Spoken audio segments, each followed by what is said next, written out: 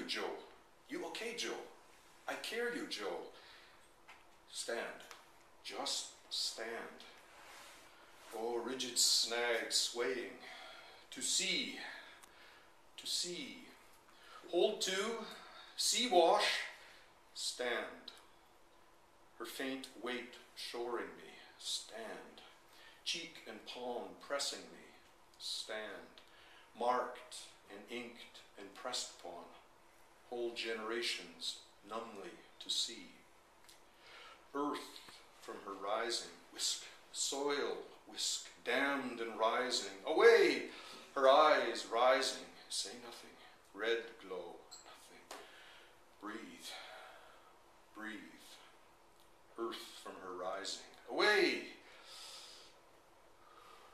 Hard ahead. She no come back, Joe. Hard ahead. Breathe. She lowered her face, pressed me again, relinquished. My shirt sticking. She clutched my arms, my elbows, took my wrists, waltzed me gently, cracked a tiny seed, nubbed brown grain. Ice calving. She felt it, dug in, tugged sharp. Joe!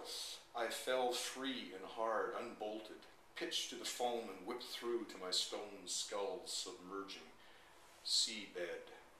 She followed me down, a wet tent, raining billows, laughing. You heavy, Joe. I no hold you, Joe. Lips to my ear, the tenth of her settling. Fingers pry my skull from the wall. Meadow, breeze, moss, a rustle. You head, Joe. You head okay, Joe? Cupping me, spilling over me. Nepenthe, a bead squeezed, a seed pursed. Language. So this part of the book is a kind of dialogue where the woman is just narrating her story, and at the same time the narrator of the book is internally responding to her. If we were in the room with him, we would hear simply a monologue.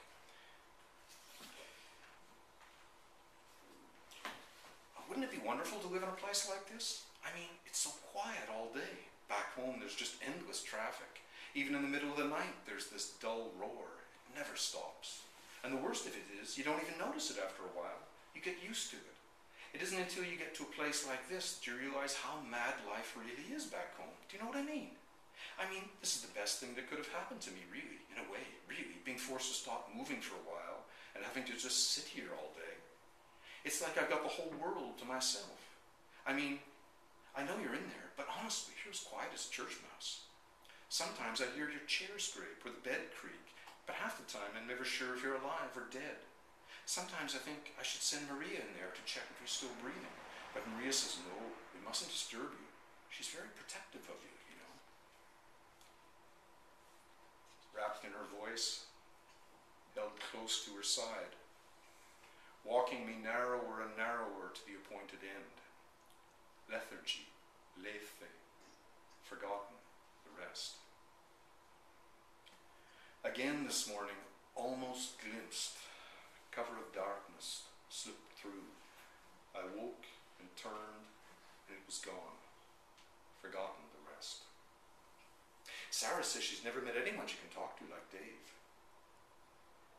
I cannot remember her face, only her voice, and her hair falling forward, and her hands splayed and rigid on the covers. I am missing words. There are not words. There is only rain and grey arching overhead and the hissing, swelling sea. Oh, I love a good storm. I always have. I don't know why. They scare the wits out of me, but I love them. Where I grew up, we'd get these enormous storms in winter. All my little friends and me, we'd go down to the seafront to watch.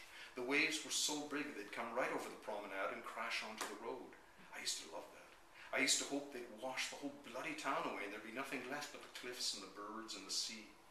I used to face right into the wind and hold my arms out like a seagull and scream my lungs out. I'd scream, yes! Yes! I hated the place. It was so boring. Of course, nothing ever really happened.